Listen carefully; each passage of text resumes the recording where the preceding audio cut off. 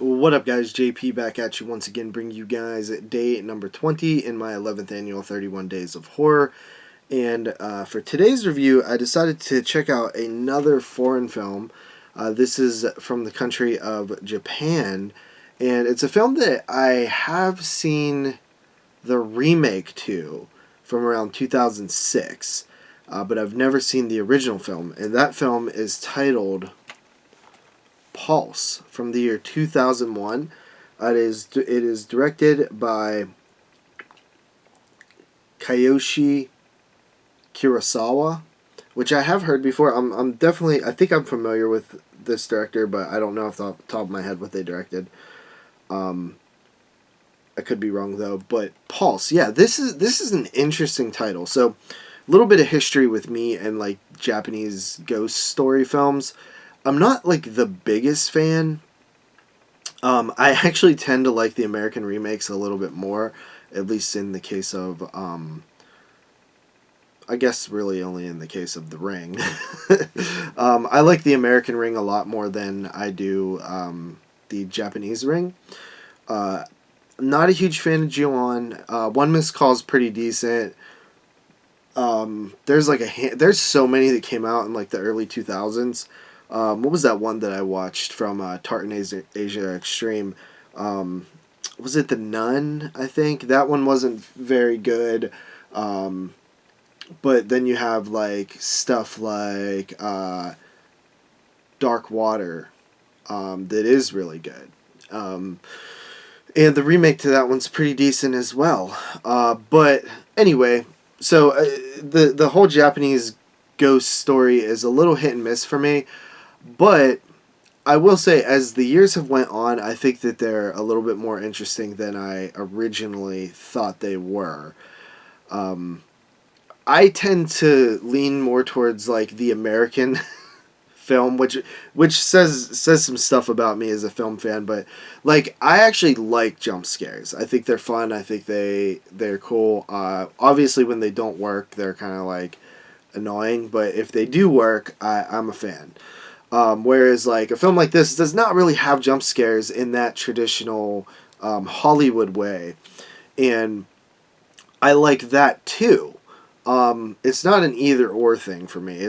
I can have both in different ways. But anyway, let's get into this film. There's actually quite a lot of plot in Pulse from 2001, so I'm not gonna be able to go like super in depth, just because it was a little hard to follow. So basically, the gist of the story is we have two characters that we're mainly following. The first being a woman who works for some sort of computer job. I'm not really sure what it is. But one of her coworkers hasn't been to work in a few days, and they have this project due, so she goes to investigate at his house and see if he has like the disc or whatever that they're working on. And when she gets there, he's kind of weird, and then he actually kills himself in another room, and she walks in on him like hanging, and obviously that's very frightening. There's also this thing that happens in this film too, where the person died, there will be like a black stain on the wall behind them, which is pretty cool. But it doesn't seem to happen every time. But it is cool. And then we cut to this other guy who is essentially just got a computer, and he installs some sort of disc that it looks like free internet, like the old AOL discs. If you're born around when I was born, you probably know of those, or before I was born. If you're younger, you probably have no idea what the hell I'm talking about. But essentially, you used to be able to get like free like internet by the hour essentially, and you get like free 48-hour trial of internet in the mail, and they would come all the time. I remember people having like stacks of these discs.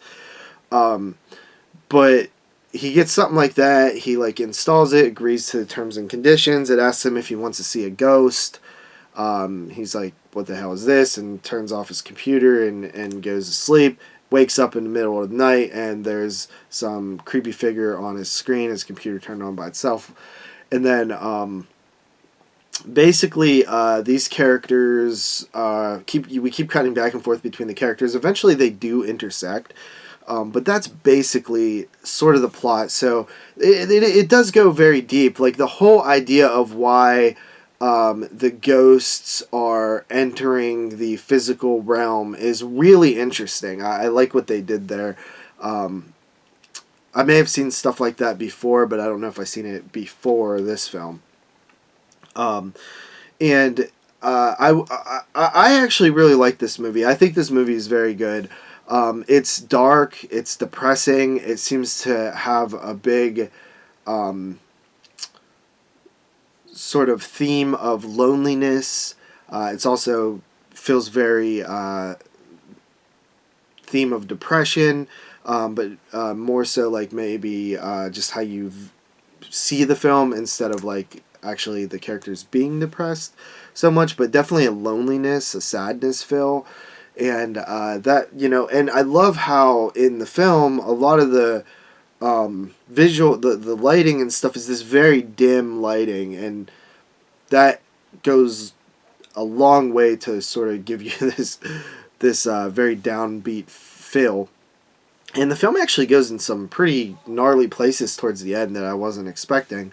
Some of the stuff you see, but yeah, I think overall the movie, the scares, they're there. They don't really work for me. It's so funny because like certain people watch this movie and think like, oh, like this movie's way scarier than any like Hollywood jump scare movie, but honestly, like not to me. And I know that's probably like frowned upon in the film community, but it just isn't. It does, they don't hit me like that really. Um, but it is creepy. There are some creepy moments in the film and stuff like that.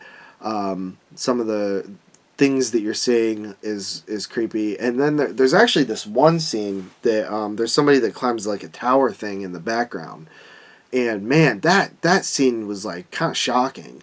And even watching it, I'm like, I don't even know how they did this. I don't know how they pulled that off. It's very interesting. Then you have the technology aspect. So there is this aspect sort of with technology, computers and stuff in this film, which I think is like sort of expanded upon more in the remake from my memory, the Wes Craven written remake.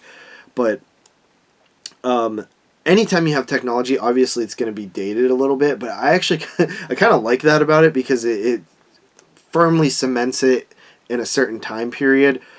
Even Japanese films of this time as well as even the stuff we're seeing in America, it definitely has an era, and I like that. I kind of before when I used to watch stuff that was oh, that's dated. It was like a negative, but like now it's almost like a time capsule, and I like it. I like when there's stuff in there that's could only exist in that around that time. It kind of makes film more interesting when you have all these different time periods and different eras and different themes that you would see in films.